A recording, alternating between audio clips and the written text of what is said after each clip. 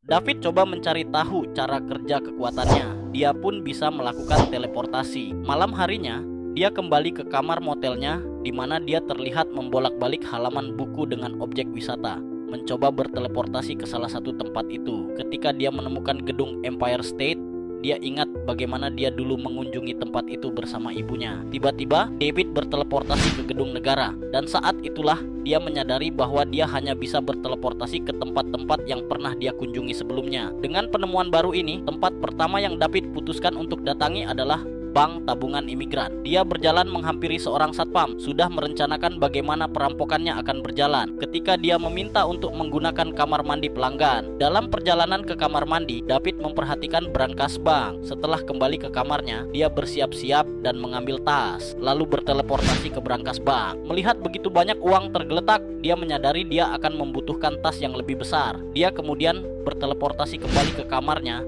dan mengambil selimutnya sebagai gantinya. David melakukan beberapa kali perjalanan bolak-balik ke brankas sampai dia puas dengan jumlah uang yang dia peroleh. Keesokan harinya, Roland Cox tiba di bank, mengaku berasal dari NSA. Dia sebenarnya adalah pemimpin Paladins, sebuah organisasi yang percaya bahwa jumpers atau orang yang bisa berteleportasi adalah kekejian yang harus dimusnahkan. 8 tahun kemudian, David sudah dewasa, menjalani kehidupan mewah di penthouse di New York, dengan gambar setiap tempat yang pernah dia kunjungi ditempel di dinding. Dia berteleportasi di sekitar rumah dengan bebas, menunjukkan bahwa dia telah sepenuhnya menguasai cara kerja kekuatannya. Dia bahkan memiliki ruangan tempat dia menyimpan uang dalam mata uang, berbeda dari semua tempat yang pernah dia kunjungi. David sekarang melakukan hal-hal seperti berteleportasi ke bar di London hanya untuk bersenang-senang. Malam itu, dia berteleportasi ke seorang gadis acak yang menarik perhatiannya. Secara tidak sengaja menabrak seorang pria bernama Griffin. Griffin memperhatikan David berteleportasi,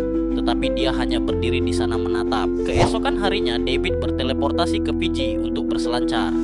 Dan keesokan harinya, dia piknik sendirian di atas Sphinx di Mesir.